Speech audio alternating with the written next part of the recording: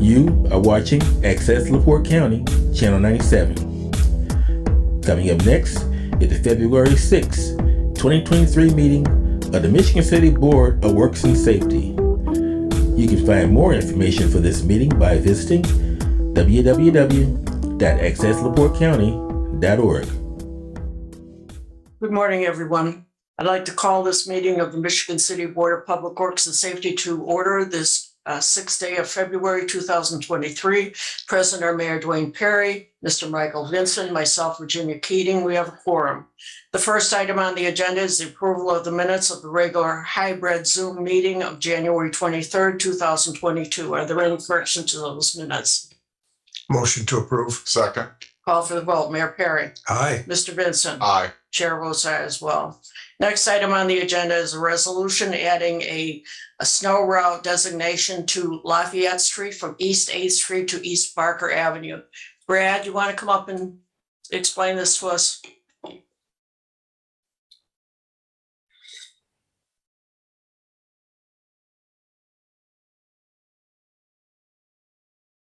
Good morning, Board.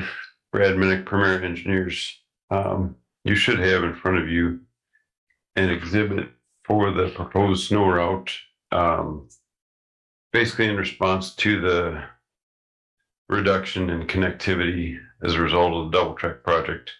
Skylar York, city planner, and myself looked at the additional snow routes and okay. It's the proposed route would be from on Lafayette Street from East 8th Street to East Barker Avenue. So that would effectively add that route to the already existing list of routes by resolution. So Thank you. Is there any public comment? Does the board have any comments? Just a question, Brad. I felt for a long time, still do, that we're going to have to do something with Lafayette once the double track's done. It's just one lane each direction. It's going to pick up a lot of the traffic that Pine Street will no longer be carrying. Have you thought about the parking situation during snow? All the cars on one side and that so that we can still get sufficient traffic through there? yes, Skylar and I looked at that as part of this process. And basically, when there's a significant snow event, the need for parking at schools and such is going to be reduced because school will be out of session, right? So that was our primary concern, was looking at, is there adequate parking? And in terms of long term for Lafayette Street, that's something my suggestion would be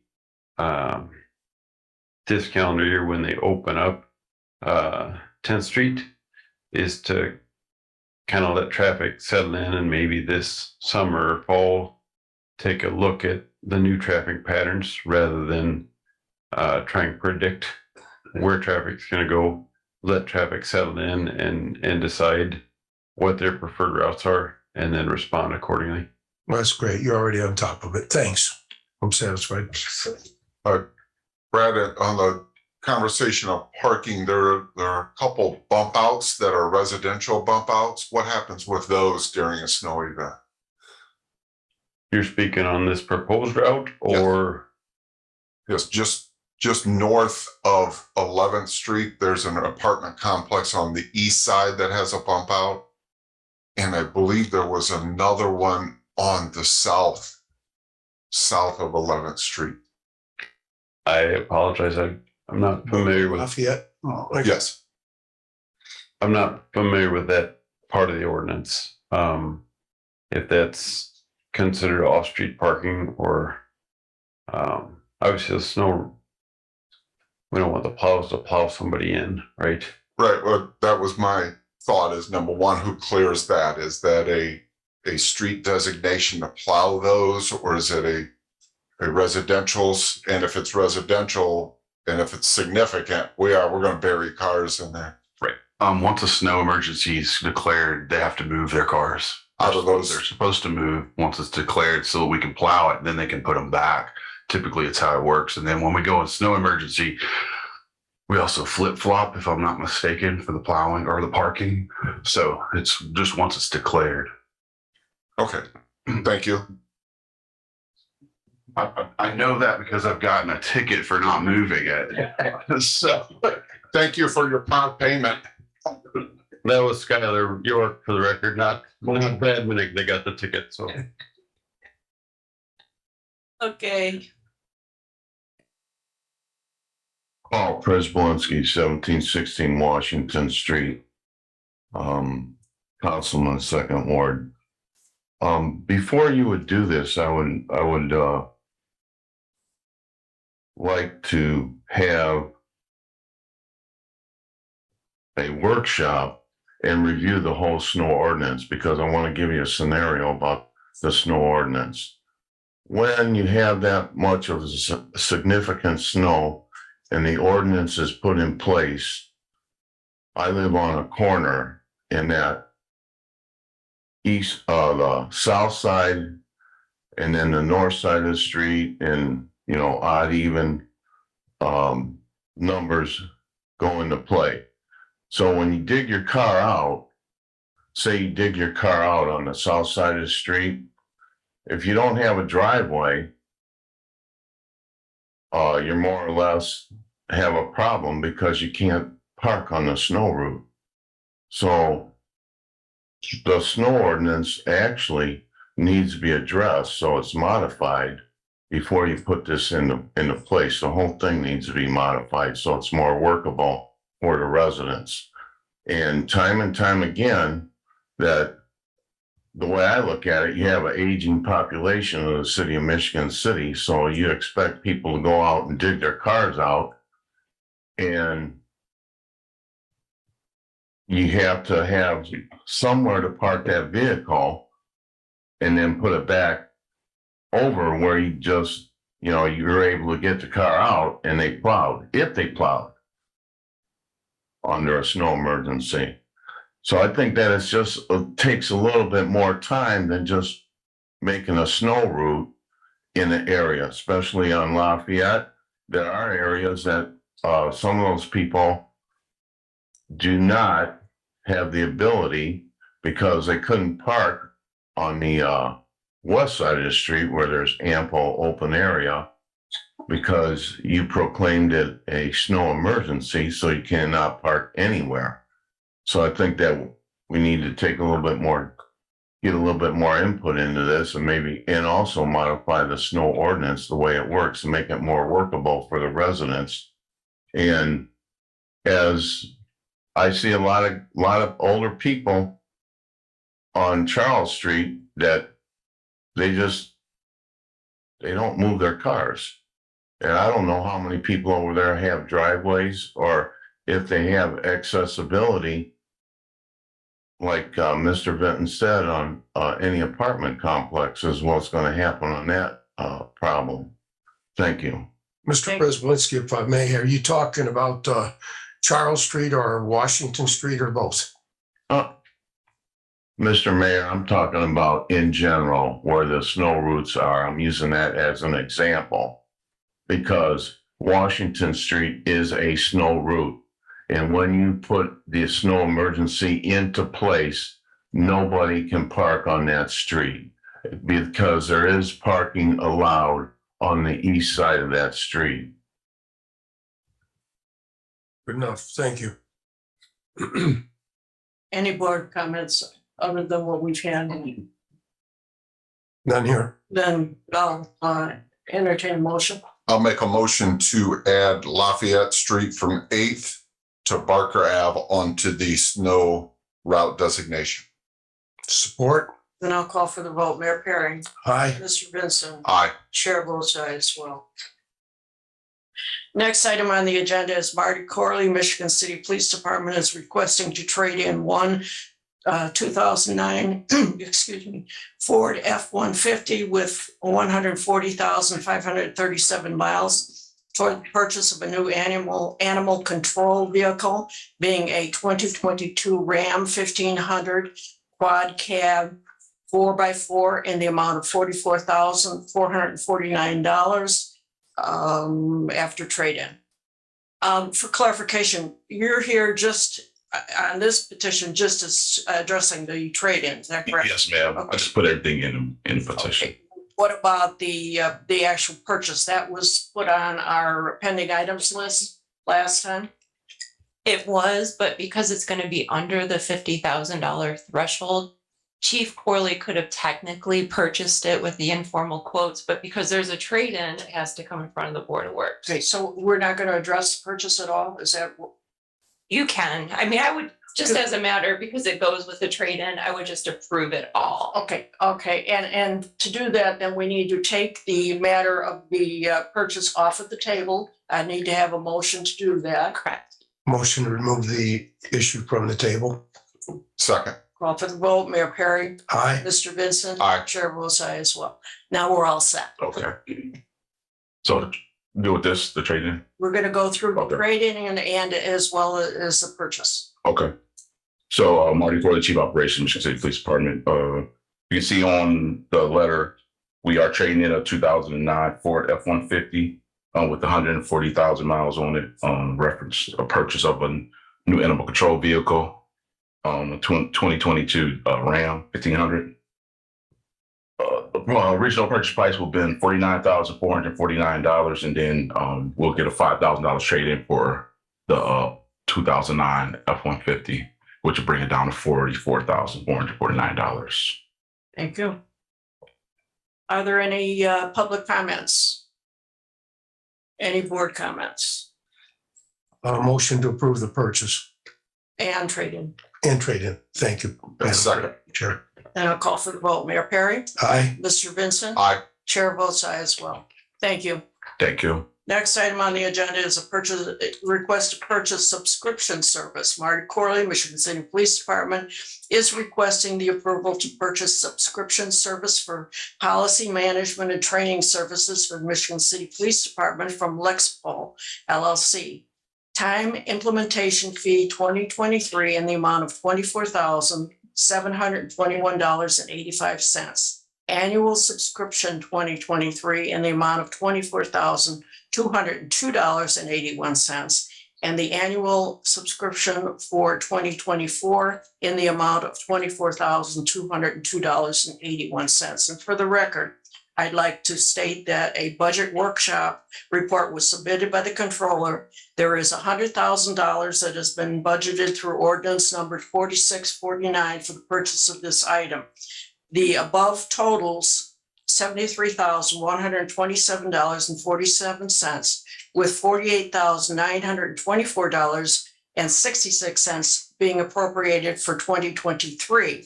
And the amount for 2024 of $24,202.81 will be encumbered from this amount that has already been budgeted for 2024. I wanted to clarify that. Now you can talk. Yeah, so Lexipol is a policy management software that will be implemented. Basically, it will take our policies and put them into a new software that our officers have access to it 24/7. Plus, it'll give us training. You know, it send out tests every so often, so officers are clear on our policies. But the best part, it will get us accredited. It'll work us toward accredited with Indiana. Indiana's now have their own accreditation system when it comes to law enforcement, and also to keep our policies up to date. The last time our policies were updated was 2018, because of all the renewals that come every often. What Lexipol would do is keep those up to date every year, so we don't have to go through the whole policy. They manage that and keep us online. Okay. Is there any public comment?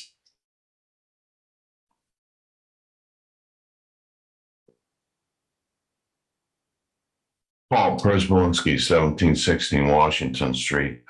I do not have a problem with the subscription, but I was wondering if this money should come out of the safety tax money, the lit money, that we now have sitting in, and we have had, I think, 2 payments of, and have this money put back in the general fund. Also, I have a problem with the, even thinking about encumbering this money in 2024 because of the lit tax money that is being collected on a monthly basis, and we are receiving a monthly payment. Thank you. Okay. Would you please address that, Yvonne?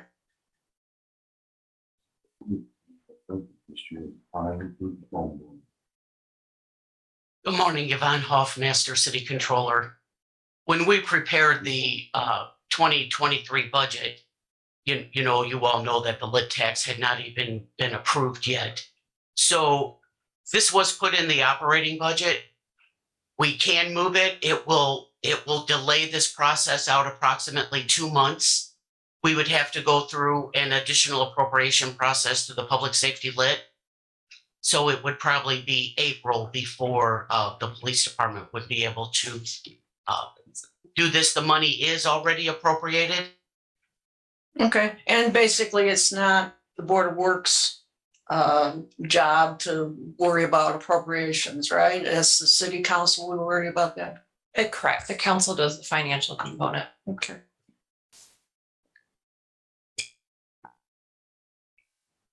Board comments? Thank you, Madam Chair.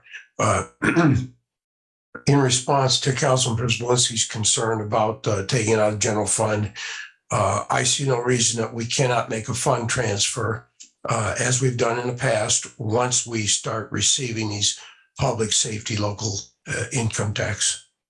Correct, Yvonne? We can always make a fund transfer, put the money back, and now we can purchase this software and get it going.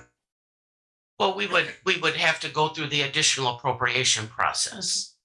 Yeah, but we can still. Or in the future, we can just budget this in the public safety. Yeah, we will and in the take future. This initial contract out of the general fund. Okay. All right, so this is no impediment to our proceeding today. Any other board comments? Okay, then I'll make a motion, we approve. Support? call for the vote. Mayor Perry, Aye. Mr. Vincent, Aye. Chair votes aye as well. Thank you very much. Thank you. Next item on the agenda is an insurance review approval. Tanisha George, Human Resource Director, requested United Healthcare Insurance Company to do a presentation regarding transplant insurance to supplement the current medical insurance coverage and approval. Good morning. Good morning, Board. Actually, what this is our current health insurance carrier, United Healthcare, does have components of it that covers our employees if they ever have to have a medical procedure that may include a transplant. But what is before you today is an additional supplement to that particular policy that would expand the amount of coverage that a person gets for a transplant in case it's ever needed. Okay. And then I also have Craig Minnie with our general insurance services that will give you a larger explanation, because when it comes to insurance, that part of the insurance, I'll probably not give you all the information that you need. Okay. Okay. Step up to the mic, please. Yes, good morning, Board. As Tanisha mentioned, Craig May of General Insurance. Yeah, so transplants are covered under the plan today. As you may recall, the plan is partially self-funded. So the city is really the principal insurer, and then you purchase stop loss coverage. What this policy would do is carve that out, fully insure transplant risk going forward, with the intent of stabilizing costs going forward. So there's no known or expected transplants right now. But what this will do going forward is if there is a transplant, then it'll save the city money from increased risk down the line. Okay. So the recommendation of the insurance committee is to adopt this to, again, to preserve and contain costs in the future should a transplant arise. Is there any public comment or question? Boards? None here, Madam Chair. I have a question, and probably I'm digging in the weeds here, but we purchase a healthcare insurance policy for our employees, but it's not good enough. So we need, or it doesn't cover what we need. No, so it's actually not expanding coverage. Transplants are covered under the ACA with no cap, no limit. This is behind the scenes. This is taking the risk of a transplant. Right now, you have a deductible that exceeds $100,000 for the plan administratively. This fully insures that risk. Absolutely no change to the member. The coverage stays the same. This is simply behind the scenes. So again, you're self-funded today. This is just fully insuring transplant risks going forward. So there's no material change to the plan from an employee's perspective. It's just a cost difference. Precisely. So in my mind, it's probably looking into the future. We probably should start shopping a different health insurance coverage. No, you're self-funded. So you really are the principal insurer. We purchase excess coverage. And so what this is doing is carving out transplants specifically to say those will be covered by this insurance company at first dollar, instead of the city having a $100,000 or more deductible in that scenario. And is there, again, I apologize for digging into the weeds, but hearing this, now what else is out there? Is there a prosthetic supplement that we'll need in the future or anything of that? No, this is, so transplants exist in they're very rare, but when they do occur, they're extremely expensive. And so this is intended, again, just to ensure that. We would anticipate in the future, there's certain gene editing therapies that are being developed today that can run $1 to $4 million. So we would expect this type of product to be developed in the future. It does not exist today. Outside of that, no. The reason you have the stop loss is to provide common claims and coverage that would exist. Okay, thank you. May I ask a question? A question based on what Mr. Vincent asked. Mr. Minnie, are you saying that with this change, there'll be no cost to the family, the recipient? The entire transplant will be covered? No, it'll be covered as any other medical procedure. This is from the city's perspective. So this is essentially insurance that the health fund is purchasing. If a transplant comes up, then Optum will step in and cover the cost of that. So there'll still be $100,000 deductible to the family? No, the member's always responsible for their deductible and their out-of-pocket cost. The city's then responsible for the balance up to the stop loss. After the member, under this plan, after the members met their deductible, then Optum will step in and pick up the rest, thereby saving the city money. So the statement that this is a cost containment measure in the future is absolutely right. Okay, thank you. Sure. Any other questions? None here, Madam Chair. Okay, then do I have a motion? I'll make a motion to approve. Support? And I'll call for the vote. Mayor Perry? Aye. Mr. Vincent? Aye. Chair votes aye as well. Next, thank you. Next item on the agenda is an Exhibit C drug alcohol testing policy update. Tanisha George, Human Resource Director, is requesting to update Exhibit C, City of Michigan City Drug and Alcohol Testing Contact Persons Representatives and Policy Number 108. Yes, our drug and alcohol testing policy, the very last page, which is categorized as Exhibit C, is a list of information. It lists, let me pull it out for you. It lists who the designated employer representative is. It lists the drug and alcohol testing contractor, the employee assistance program, the substance abuse professional, who the medical review officers are, and then the laboratory that is utilized in our drug testing arrangement. So that particular document needed to be updated. The basic changes were the personnel director's name, the address of the drug and alcohol testing contractor, and the updates for the medical review officer and the laboratory. Is there any public comments? Board comments? I'll make one. For the information of everyone present, this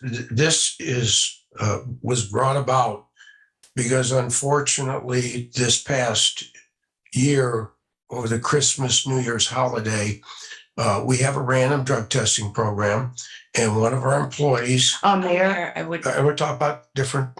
I wouldn't talk about personnel issues. Okay, Okay, withdraw my comment. Okay. I have a question.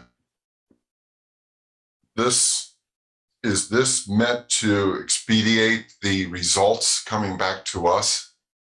No, what that information is it shows the process. There's information in there. It shows who our laboratories are. It shows who the medical review officer is. So it doesn't change there's not a change to the actual policy or the process, but that's the information that's needed to know.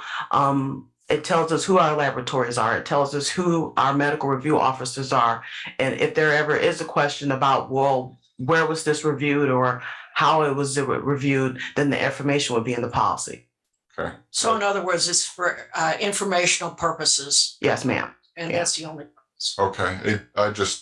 I like to be in the weeds, I guess. I'm just No problem. curious of why is a medical review officer in New York and Louisiana and a laboratory in Virginia? Do we not have anyone closer, quicker? Strangely enough, it doesn't seem that we do.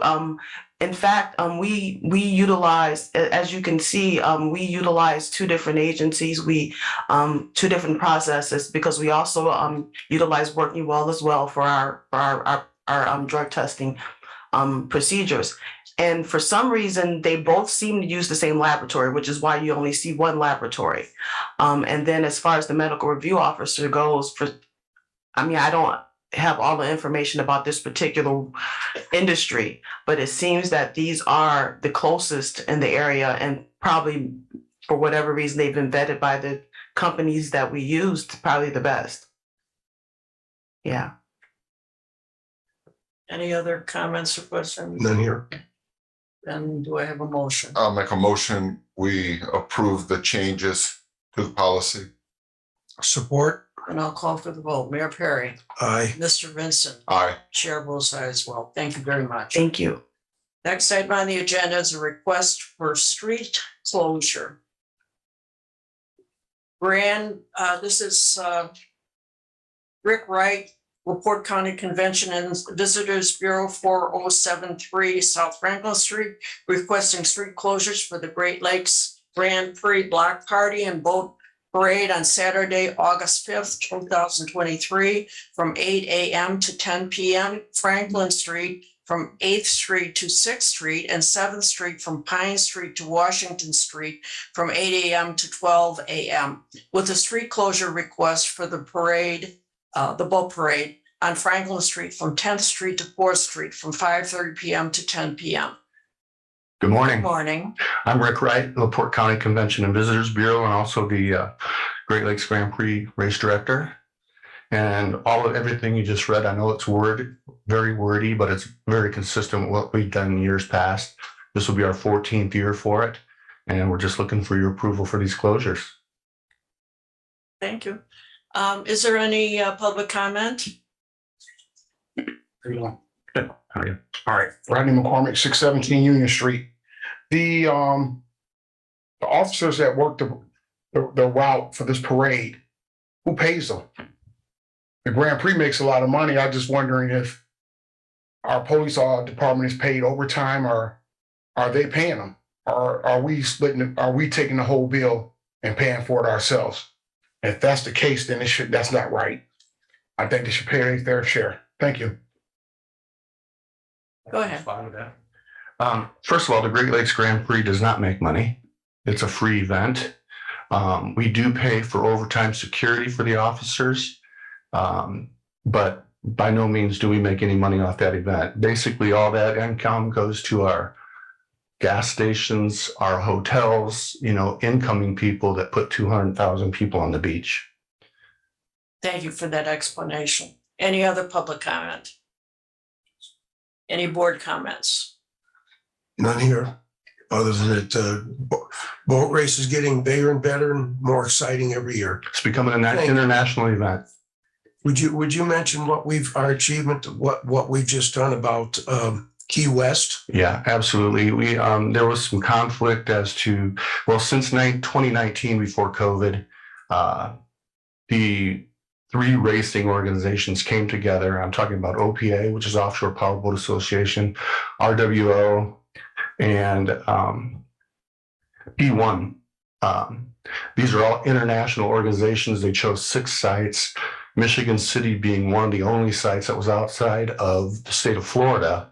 And this year they went to an 8-race international points. Michigan City again is the only one, and they kicked out Key West and put Michigan City in. So, I mean, this race is amazing. So It is. we appreciate your, Thank you. we appreciate you.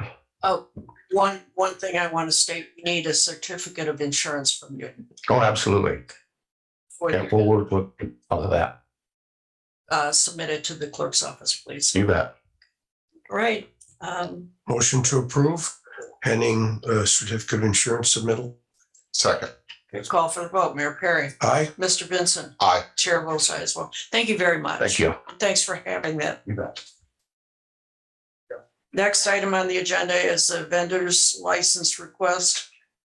Benjamin Miller, owner of Northwest Indiana Lawn Care, doing business as Weedman Lawn Care, Crown Point, Indiana, is requesting a canvasser, peddler, solicitor's license to go door to door to solicit business, starting daily, immediately for 2 months from 9 a.m. to 5 p.m. Amber, have you taken a look at this? I have.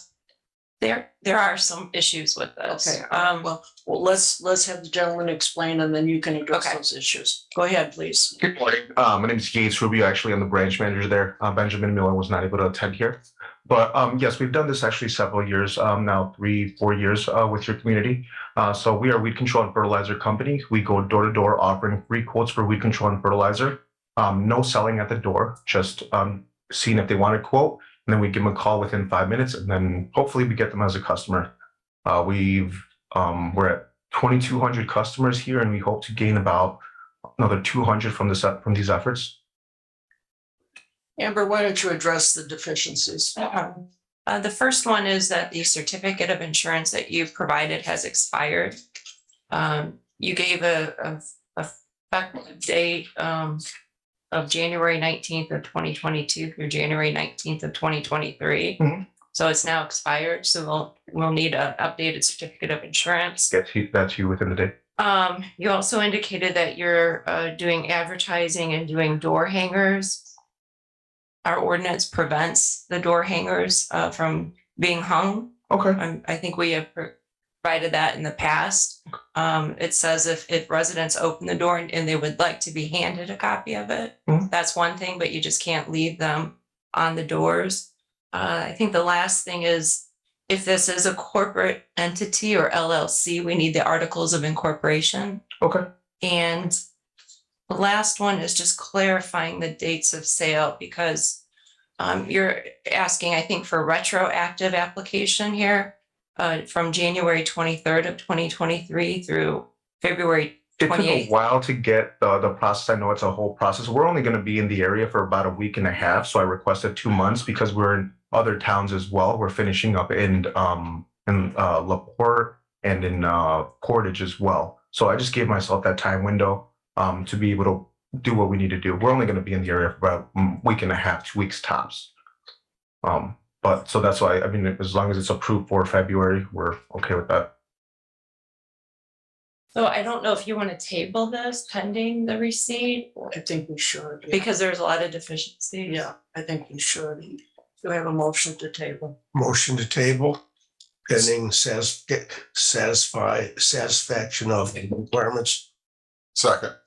I'll call for the vote. Mayor Perry, Aye. Mr. Vincent, Aye. Chair votes aye as well. This will appear on our at our next meeting. Okay. Okay. So just take care of all that and just, okay, not a So problem. what you can do is get the certificate of insurance, the articles of incorporation to the clerk's office, and then she'll disperse it to the board. Fantastic. Well done. Thank you. Thank you. Thank you. Next item on the agenda is a traffic safety concern. Casey Martin, Marquette High School, is requesting permanent and visible signage, lighting, larger crosswalks, and increased police presence due to the double track construction project. Good morning. Good morning. I'm the principal at Marquette Catholic High School. This is I'll be finishing my second full year. I was a teacher at Marquette prior to that for 6 years, and so Marquette has certainly become my home. For those of you who are familiar with the area, Marquette has two main buildings, and 10th Street runs directly through the middle of them. Ever since I started at Marquette, I think every principal has raised concerns about traffic on 10th Street. We have one small crosswalk that really until this year didn't even have stop signs. When the double track project started, my main concern was that 11th Street traffic would be flooding into 10th Street as a result of 11th being closed. I was able to get, I think, I don't know if it was NICD or the contractors to put up temporary stop signs to at least try to get them to slow down while crossing in the middle of our campus. That's helped, but we found that over the past year, we're seeing a lot of people roll through and blow those stop signs as well. This past couple of weeks ago, we had our first, what I would call a major incident where a student was actually struck by a vehicle, had to be taken by an ambulance. The hospital, luckily, he's returned to school. He's doing better. But it's become more of an issue than it has been for past principals. And I wanted to raise the concern and today, hopefully, get some clarification from you on the best process for me to address it. I don't want to waste anyone's time. I don't have a proposal today for you guys to vote on, but I do want to put one together. And I want to make sure that I'm doing that efficiently, not having a lot of experience, obviously, with urban development or city planning. And so just for the sake of clarification, I'm looking to work with NICD and with a city planner through the Diocese of Gary in what our options are for that crosswalk. Is it fair to say that if I put together that proposal and bring it back to our next meeting, that that's something you guys then look through and can approve and support? Is that typically the process for something like this? Well, let's just get some people up here and talk about it. Okay. You're seeking a permanent solution. Is that correct? Yeah. It's essentially in the form of better signage. You know, the crosswalk that we have is very narrow. And so a wider crosswalk, I think would be a start to a solution as well. The two that I was thinking about came right up. I was just going to recommend that it be referred to our acting engineer and our planner. Yes, I got the short straw. Brad Minnick, Premier Engineers. Got a couple different options for consideration, both for Mr. Martin and the board as well. I think first up would be the speed table exhibit, if you would, Drew.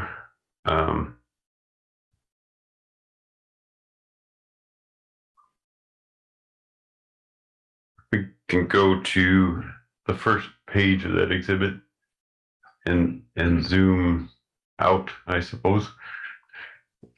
So make a quick distinction between a speed bump, which is very abrupt, right? 4 to 6 inches high and maybe a foot wide and hard on your fillings. Speed table is, as the name implies, an elevated platform that raises the car up and across, and then in a softer fashion back down. So the speed table, if I can go to the next slide below.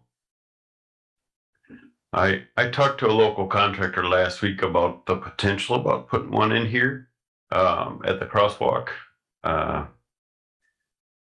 And it would basically encompass the limits of the crosswalk as you see there on the screen, the two white lines going across from the school to the gym.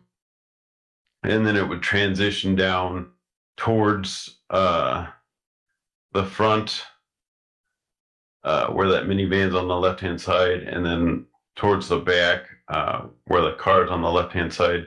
There's some structures we have to work around there. We don't want to compromise drainage, but that would be roughly what the speed table would look like. It would be basically the platform, the table itself would be the size of the crosswalk, and then the transition ramps, if you will, on either side of it would extend beyond that. And if you go down to the fourth slide, Drew. You can see there is signage there. There's a speed limit sign. And I'll defer to Michigan City Police Department in terms of capabilities for enforcement. The speed trailer, I think they probably agree, is effective short term, but these would be longer term solutions. If you have another exhibit, the flashing beacons I sent this morning, Drew.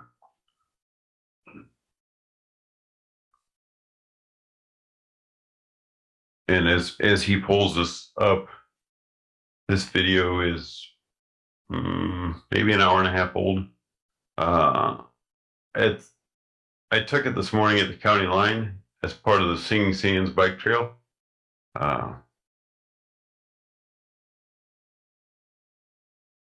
It's a video rather than a still shot. If we can get it to play, basically pressed the button and walked away and watched the pickup speed by unimpeded by the flashing beacon. So yeah, I was safe on the shoulder of the road, thankfully. So it's a different scenario because it's rural versus urban where the school is, but I have costs on that as well. And then the final one that I don't have a picture of it as we were anticipating this agenda item would be tubular markers. Like you see on the median island, going to Blue Chip Casino to identify the island for the snowplows and stuff. The tubular markers are the least invasive, the least expensive, but they also present a maintenance issue. So those are the three that we were looking at, or that I had in mind, I should say. So, did you have anything else to add to that? I would just say that, you know, we typically do not use speed bumps in our city just because Sean probably does not like them very much. Our snow plows, the speed table offers kind of a solution to that in that a plow can still get over it can traverse it pretty readily. It's not going to scrape it off of the ground. You know, it's a little bit, the angles are different on that. And then once you get on it, it's pretty wide. So it shouldn't be too rough for the plows to get over or anything like that. Where a speed bump is much more abrupt at an angle. This was a solution that I know other cities use. It was one of the first things we talked about when we started talking about a solution for that mid-block crossing. I don't know. I think it's something to consider. And there might be other uses for it as well. So. Okay, right. So basically we need, first of all, there's an immediacy here. We need a solution immediately, okay, and then long-term. So the proposal is for signage and other things now, and then later on, you're going to do an in-depth study and determine whether or not the permanent solution would be a speed table. Is that what I'm understanding?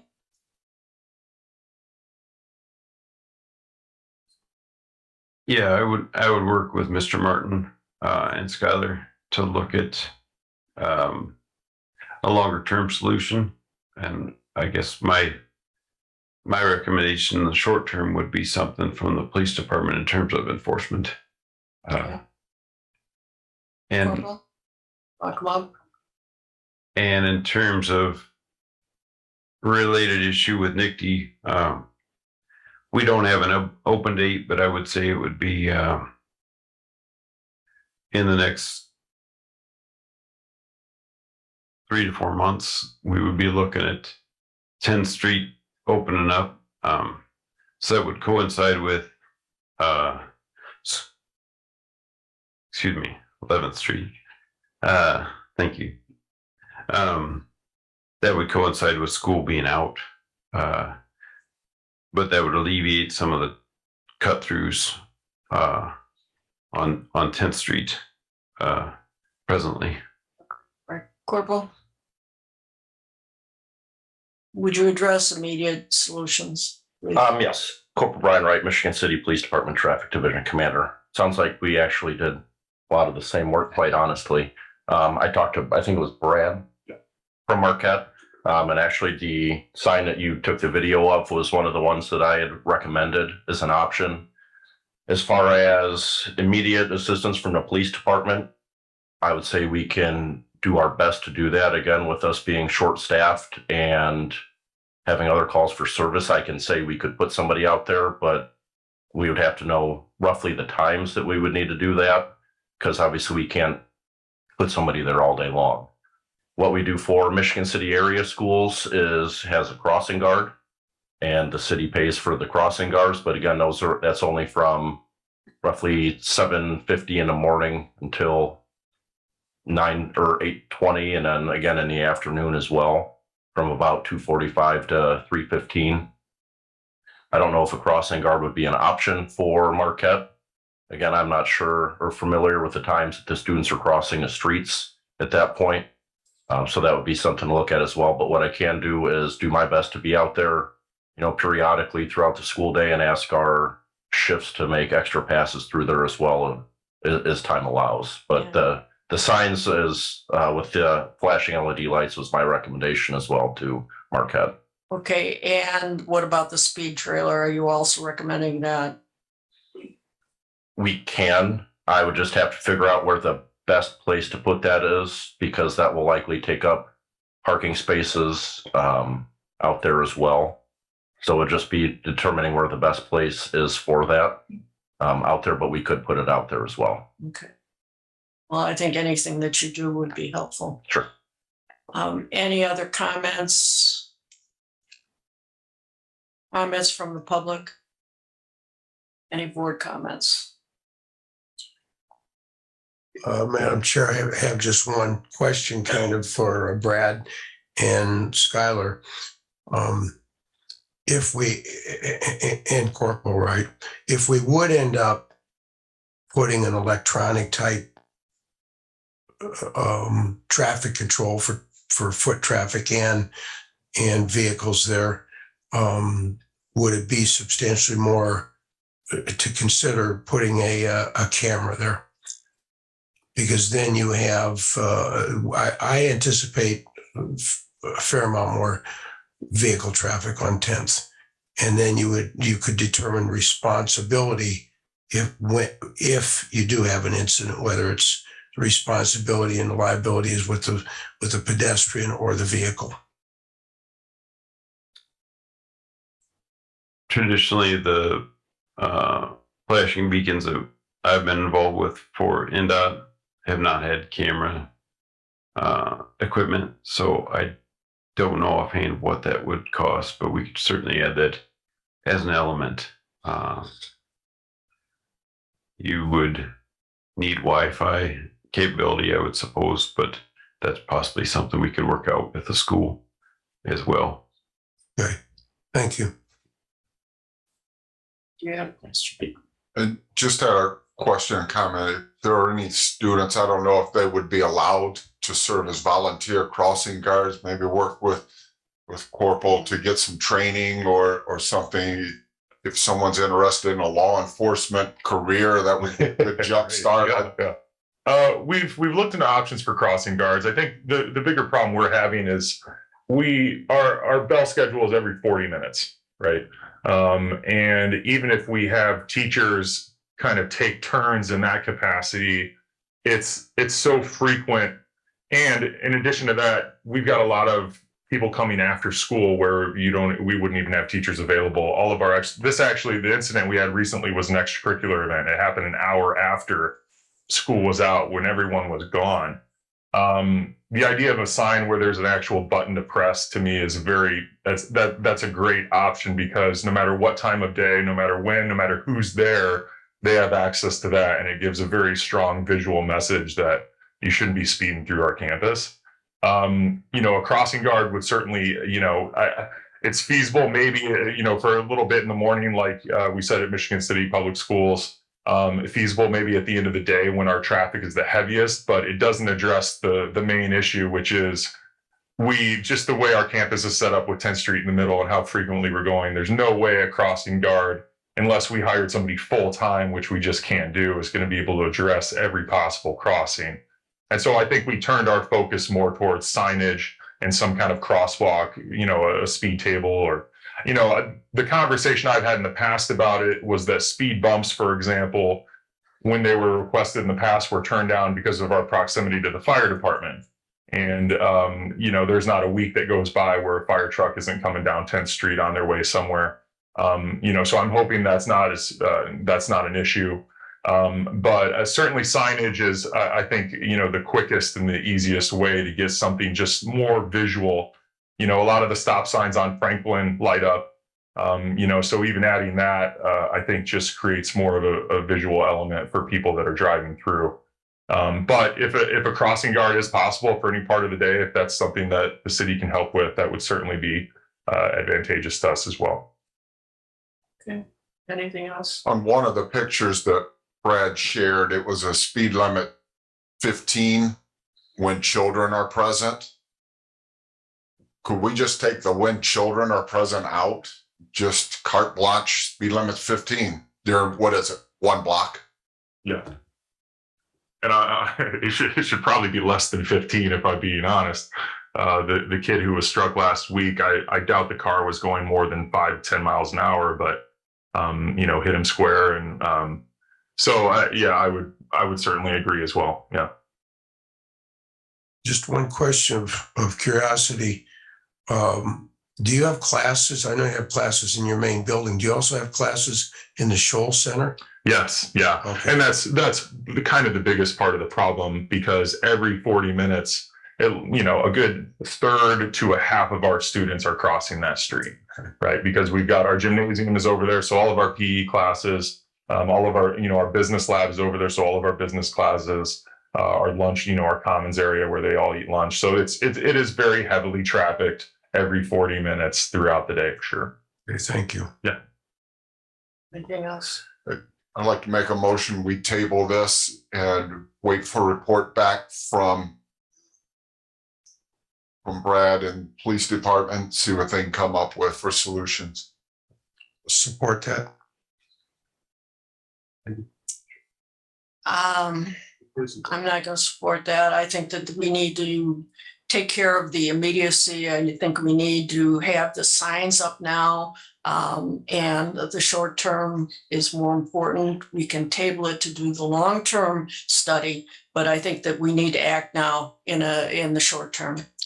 And I think any short term is going to take a couple weeks anyway. We're not going to be able to put that blinky sign up today, are we? That's a question for Sean, but that would be my thought was. Is that available in inventory? I don't know if we have any inventory, but. An electrical power? Or is it solar? They're battery operated with solar. Good morning, Sean Smith, Street Director, City of Mission City. From the looks of the picture, I believe that's a solar powered sign. It has to be mounted with a concrete base, something similar to the solar powered speed limit signs that we had installed at several parks. So we would possibly be looking at 2 weeks, because we would have to pour the concrete base as well as install a sign. But for a temporary solution till I get in, we could probably look at installing flashing beacon lights on the signs that's compliant to the MUTCD. Okay, that's good. I'll amend my motion to say we'll table for permanent solution and leave up to Sean, the street department, to get the flashing stop signs installed as soon as possible. I'll support that. Okay, then I'll call for the vote. Mayor Perry. Aye. Mr. Vincent. Aye. Chair votes aye as well. Next item on the agenda is the Franklin Street Conversion Project. Brad Minnick, Premier Engineering Limited, is requesting to convert Franklin Street from one-way to two-way traffic from 4th Street to 9th Street in downtown Michigan City per his exhibits. And this is being funded through the redevelopment, is it not? That's correct. Scott? You might recall this was funded in conjunction with Manhattan, Buffalo, and Elston as well. Those are two-way conversions as well. So we just went ahead and threw all of our one-ways in to just kind of see what the study says and make recommendations to you guys.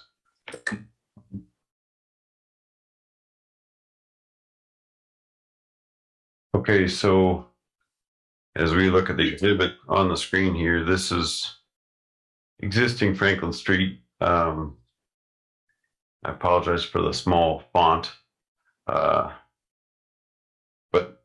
it's basically an abundance of signs depicting the one-way street condition northbound from 9th Street up to 4th Street. And then if you could go ahead to the next slide, it's going to look, if you could zoom out a little bit, Drew, it's going to look similar in nature, fewer signs to look at, but basically similar to what we did, I believe, 7 years ago with Pine and Washington Streets. We would be converting this to a two-way street condition from the library down to 9th Street, where the present two-way condition exists. So the biggest change that you'll see there would be the back end parking. We wanted to come to the board today and field any questions, and then also follow up with a workshop probably later this month to introduce the back end parking. We have it also at 5th Street as well present day, but that block never developed. So we didn't have an opportunity to see the back end parking in practice. But as we've discussed internally, the back end parking, with the advent of many vehicles having cameras, it offers the opportunity for people to back into the stalls and then load their packages from downtown shopping curbside from the sidewalk, and not blind from the street. The other advantage of that is bicycle traffic would be similar to Pine Street around City Hall here to the east.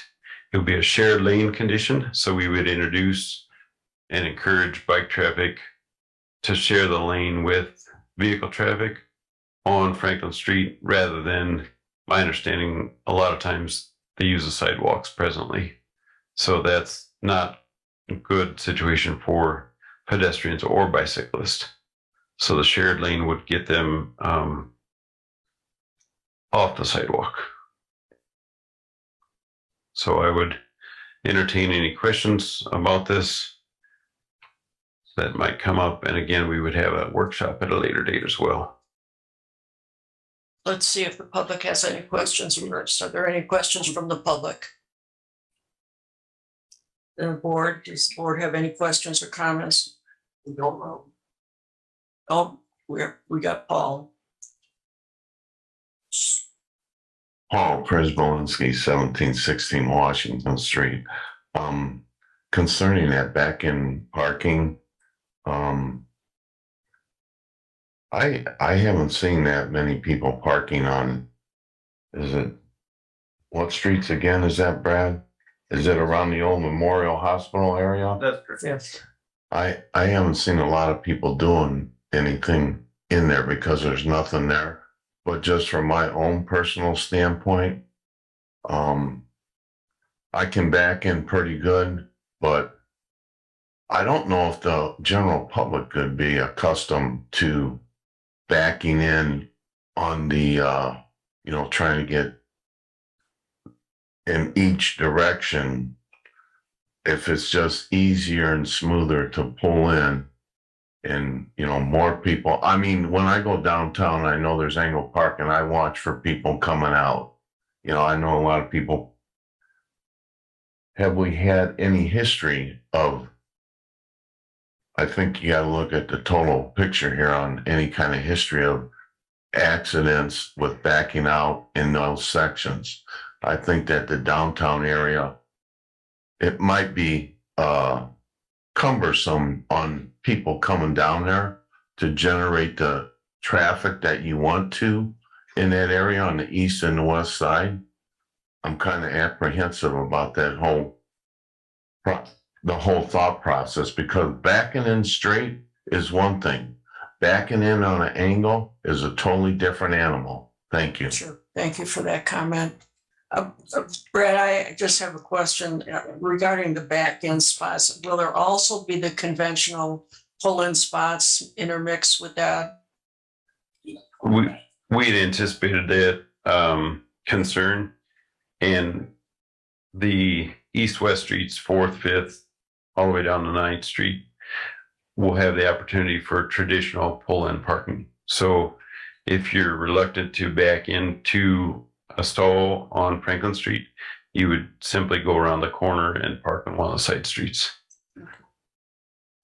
But it would be disruptive to traffic flow if you had back end parking as well as traditional. You would basically have fewer than half as many stalls if you alternated like a pull in versus a back end. I see. They would be in a V condition rather than parallel to each other.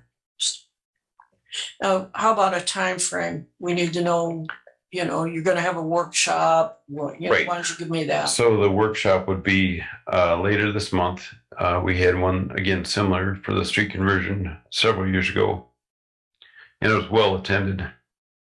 And then the intention would be to get the bids out to the contracting community this spring and have the work completed prior to Memorial Day. So it would not be disruptive to the summer beach season. Okay.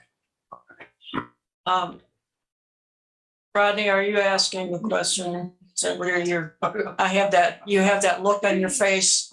Oh, Rodney McCormick, 617 Union Street. I'm starting to dislike redevelopment.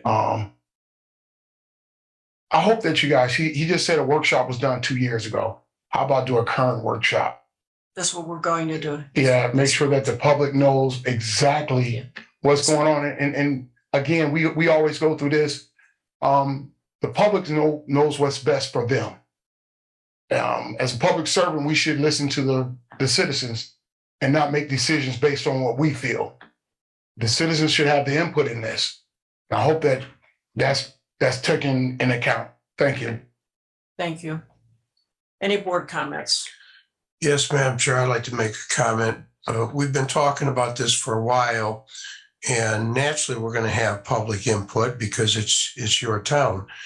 I would like to have some feedback from Corporal Wright, just his gut feel being a traffic officer.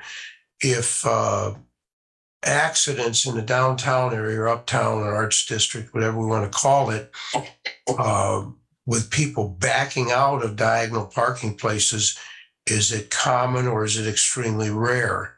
Because backing out where you can't see, if you don't have a wide angle backup camera built in your car, you inch out until you're sure you're not going to get hit, and hopefully the person that's coming up behind you will see you.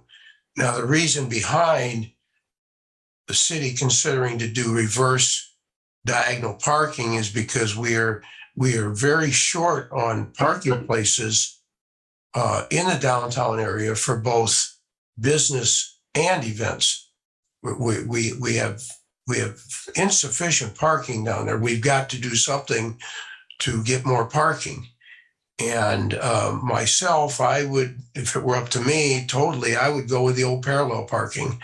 People don't like that because they're not very good at it. But you, with rear view mirrors on your cars, you are safe when you're parallel parking. And this is a move not only to add more parking downtown for businesses and special events, but it's safer parking. It just requires some adjustment. Thank you, Madam Chair. I have a couple of questions just concerning the what is the driving force of this? I mean, is there a positive for the two-way on Franklin Street? Yeah, two-way street conversion historically has proven to increase your walkability downtown, increases safety downtown for pedestrians. Bicyclists right now can only go north on the street. They're supposed to ride on the street, but they can't go south on the street because they'd be riding against traffic. So you can actually bring traffic from bicycling. Our community is becoming more bicycle oriented with our new trails and our new on-street trails, or I would call them trails. So we're seeing increases in that, and this would just be more convenient for all that to increase traffic downtown. Also, when you close streets downtown with one ways, you're closing more of the block because you have one-way traffic. You're having to consider that, and you're having to close more where you wouldn't have to do that with a two-way. You just have more opportunities with the two-way street conversion. The goal of this was to keep current configuration, where we wouldn't have to necessarily tear out our trees and things like that, harm our planting boxes, if you will. We would be using the existing curvatures that are there to date. And then we wouldn't lose parking spaces with parallel and things like that. You would be losing significant parking downtown with trying to flip it completely, reorganizing the curvatures of those curvatures or the curbs. You would possibly be losing spaces. So our goal was to keep the number of spaces as possible, and then just make it more safer and convenient for people to get around and across the streets. And just, it has a lot of benefits, just the same as our two-way street conversion. With the two parallel streets, we've seen significant increases in investments on both of those streets. So to this. So have you heard any business owners being in opposition or positive? I mean, I think a lot of them were really wondering why we didn't do it with the original street conversion when we did the two-way parallels. I wasn't involved in that project until the end. But you know, with the parallel streets that were converted from one ways, I think people thought there would be lots of problems, but honestly, it's probably been the best thing for their downtown. And we've seen along Washington Street, you've seen lots of investment come in to those buildings now. So, okay, thank you. Just a couple more things. It gives us an opportunity to bring ADA compliance back to the forefront. That's been an issue as of late. We would upgrade the ramps downtown to make those compliant. Also, the parking stalls for backing in would be a little bit wider than a traditional stall to give you a little bit more margin for error. And the last thing was just a clarification. The workshop we had was probably 7.5 years ago in anticipation of the Pine and Washington Street conversion. If I misspoke and said it was a couple of years ago, I apologize. We had a workshop and we would have a similar one for this conversion as well. Any other comments, questions? Madam Chair, I would make a motion that considering the concern that's been expressed here, this project is not going to go right away, but since Engineer Minnick is asking for permission to convert, I would make a motion that we table this until after we hold a workshop with the public, get their input, because we do want to keep everybody as happy as we can, but we also want to revitalize the downtown area. So I think this is not going to happen overnight. That would be my motion, to table it until the first meeting after the workshop takes place. Okay. I'll second. Oh, sorry. I just have a question. Will this affect the plan to open by Memorial Day by tabling this? Are we going to be delaying you or what? So unfortunately, it limits our opportunity to rebid it if the bids come in high. So that remains to be seen. As we compress schedules for contractors to deliver before a certain date, they have to work overtime to meet those deadlines, and that drives costs up. So that is a risk. The alternative to that would be to push it to the fall after Labor Day. Not preferred in the sense that contractors are trying to push to get their workload done before the snow flies. But it would be a plan B as well, just in an effort to preserve the summer beach season. We would like to avoid construction during that time. Thank you for that. Mayor, does that change anything with you? Yes, Madam Chair, it does. Considering that we know that we can stop a project at any time. So that being that consideration being brought to the table, I will remove my motion and ask for approval. Is this approval based on the bids? Are we approving just the bid process or the total project? The idea of conversion. Can I ask a question? When is the public workshop? Because if you know when it is, then if it's next week, then we can always have a special meeting. Thanks. Yeah, when's the workshop? We want to get board approval. We want to get board approval today before we set the date for the workshop. So did you have something to add? I mean, I think I'd rather wait and have a public workshop before we give approval, just because it is something new and it is something very different than what we're used to. I can appreciate you wanting to approve it. I just feel like we should really have the public have their input before we say this is the way we're going to move forward. If that makes sense. We'll schedule a workshop this week then. Today's only Monday, 48-hour notice. We can schedule a workshop. Yeah. And we can, as Attorney LePage Stallbring said, we can call a special meeting with 48-hour notice too. Yeah, I don't disagree. I don't disagree. There's urgency in it and trying to get the best. The bidding right now has been crazy, as we've all seen.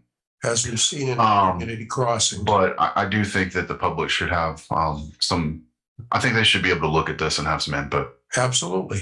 Okay, then I'll go back to my original motion. We table till after workshop. I'll second that. Call for the vote. Mayor Perry. Aye. Mr. Vincent. Aye. Chair will say as well. Next item on the agenda is the request for solicitation and specs of bids. Jeff Wright has and Associates is requesting to solicit bids for the CCMG 2022 application cycle. Is Jeff here? Somebody from Haas here? And let me state before you take the mic that appropriation has been approved on this. So the matching has been approved by the council. Jeff Wright, Haas and Associates. The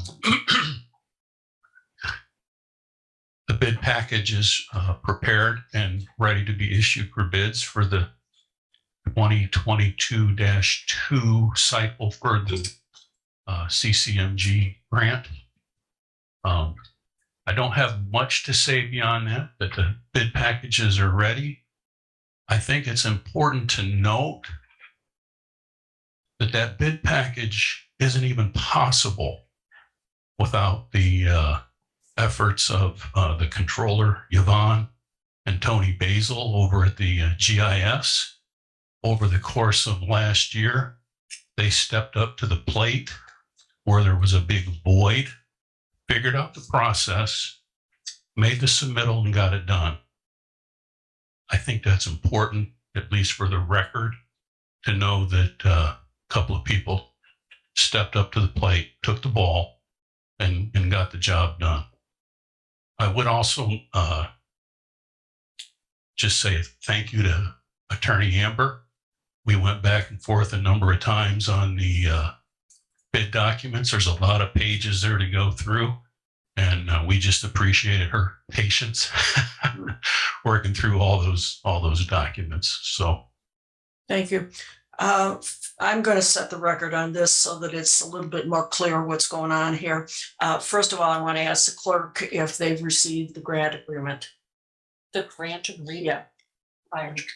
We'll provide that to you. Okay. And for the record, this is how this thing has worked.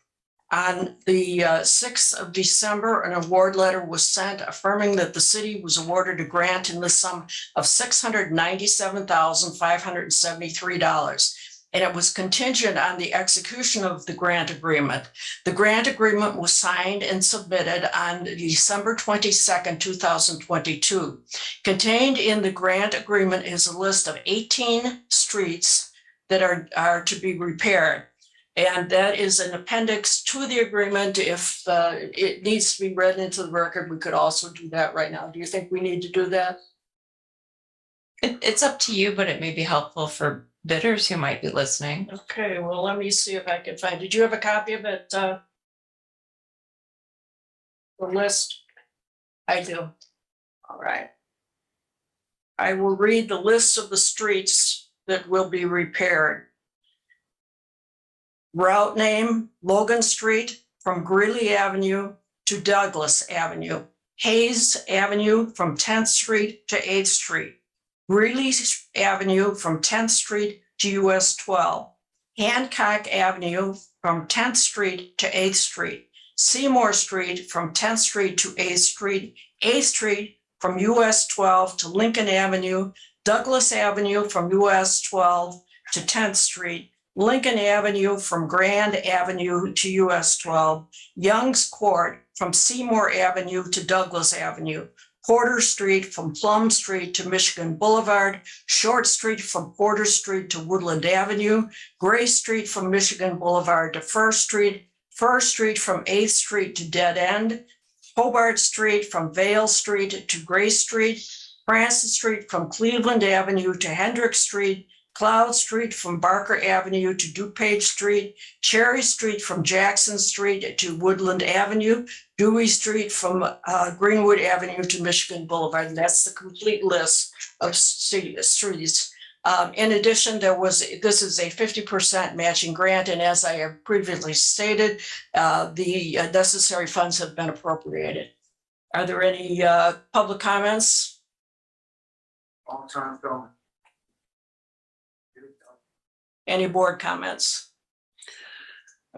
Madam President, just so contractors know, bids will be due March 6th at the first meeting of the board in March. There is one alternative as well to the 18 CCMG. That alternate bid would be Division 19 on Southwood Street from Franklin to Ohio. And these will be advertised in the paper, comes out tomorrow.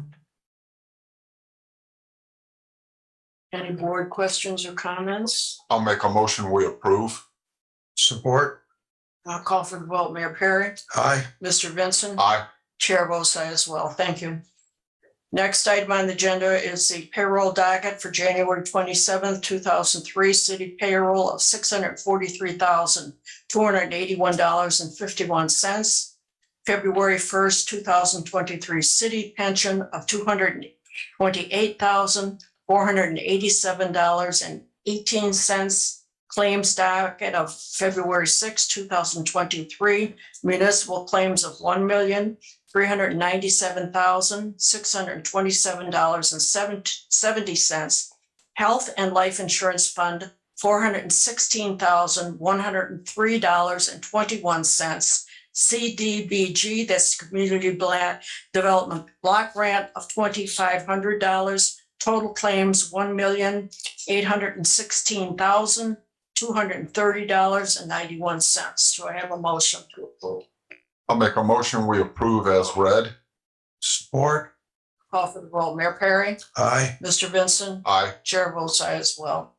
Next item on the agenda is the pending items list. The first item was the matter concerning the purchase of the animal control vehicle, which we have already taken off the table. And I will now go to the next one, which is the pending motion for the equipment for the street department. Sean, there was a difference in the appropriation between what the quote was. Is that correct? Yeah, Sean Smith, Michigan City Street Director. There's currently a resolution on the table to go before the city council tomorrow to appropriate funds. I believe it's a fund transfer to cover the balance. Okay, all right. Well, then why don't we just leave this on? And if necessary, if we have a special meeting, we can address that at this time. We already have one scheduled for Wednesday, don't we? Not on this, though. Correct, not on this. You want to add it to it? I would say it would be a good idea I to think do we should that. just add it to the special meeting, I would agree. not for adding things to agenda. All right. Do I have a motion then? Make a motion to table this until Wednesday's special meeting.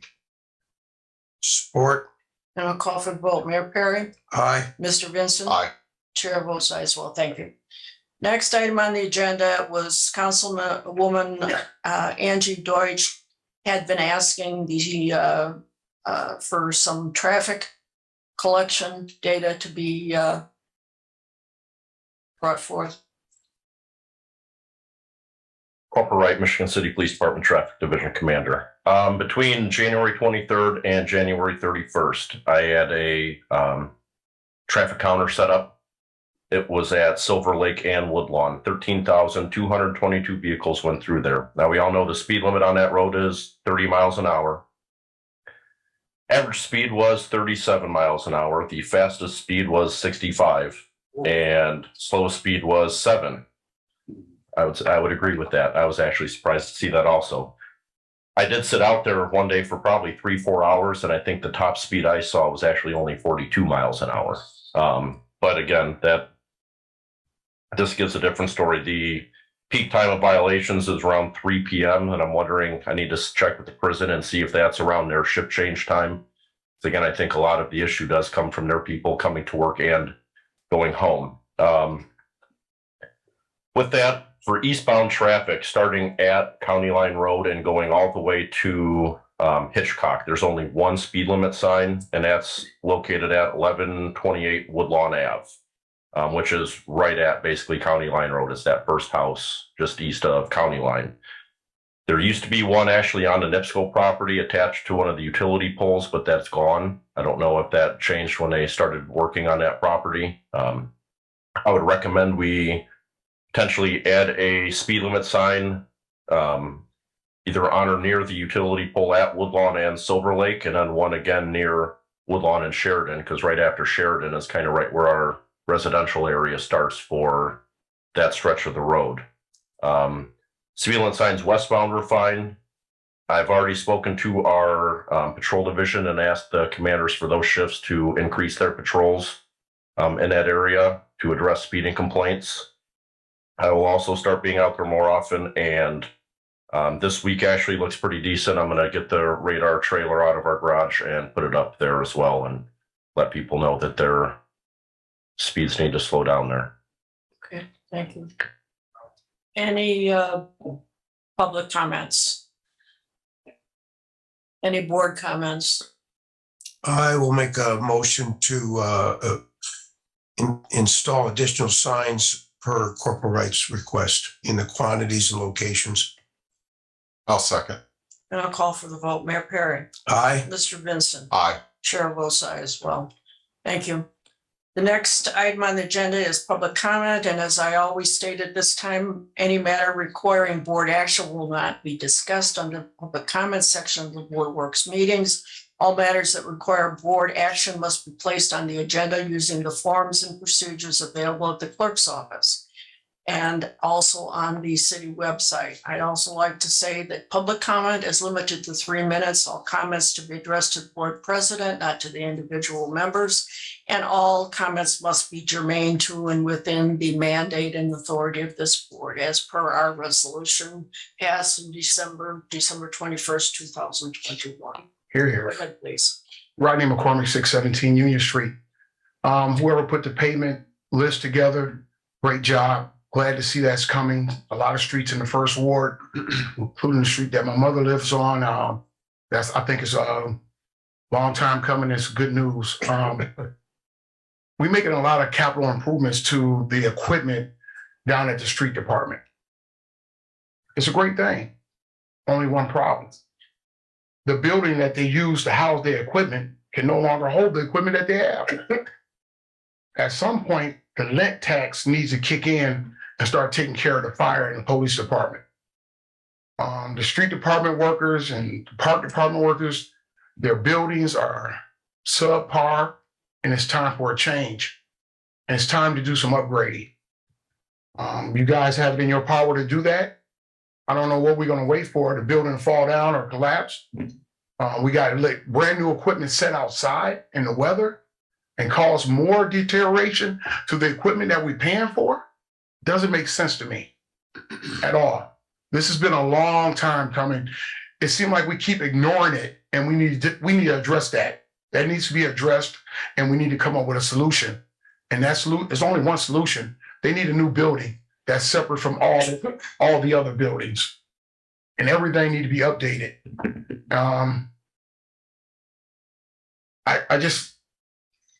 I was against the rent tax in the beginning, and I just want to say that I finally came around to it and said, hey, let's go ahead and do that. As long as the police department, and it was going to get more police better pay and bring more police officers into our neighborhood or into our city.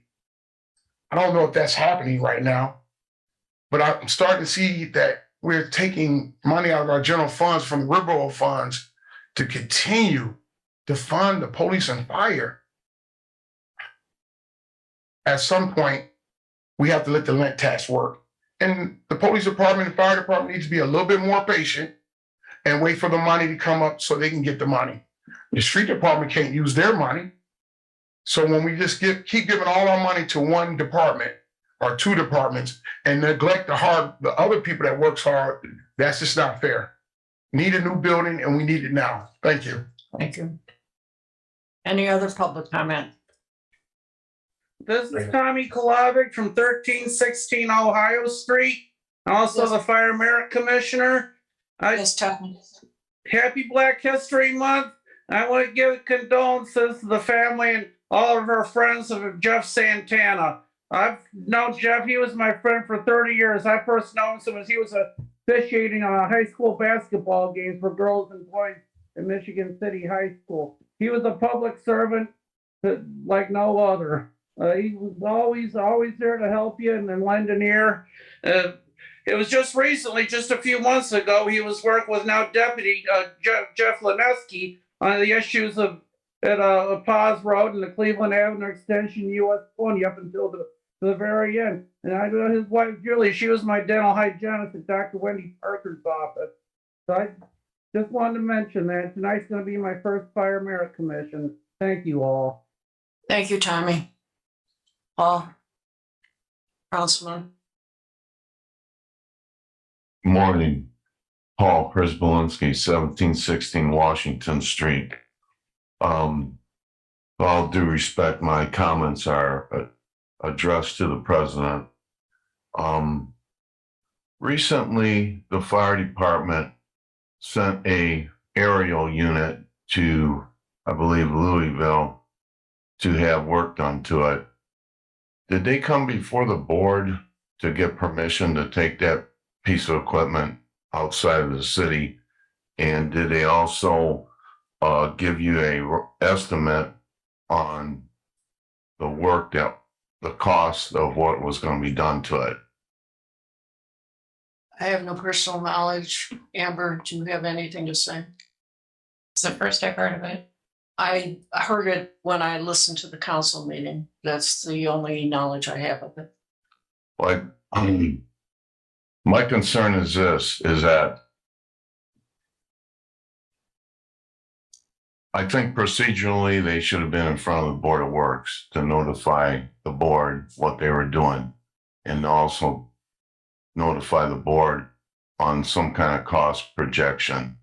So that's why I brought it up, because when they come to us, because I'm not saying that a piece of equipment may or may not need to be replaced, but I will say this to the board, that I think that you need to have a meeting with the fire department administration to get a plan on truck replacement.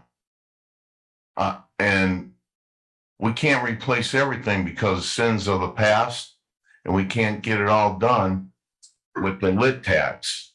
There has to be a system of replacement. We cannot do it all at once. Thank you. Thank you. Any other comments? Any board comments? None here, Madam Chair. I'll make a motion, we adjourn. Support. Call for the vote. Mayor Perry? Aye. Mr. Benson? Aye. Chair votes aye as well. Thank you all.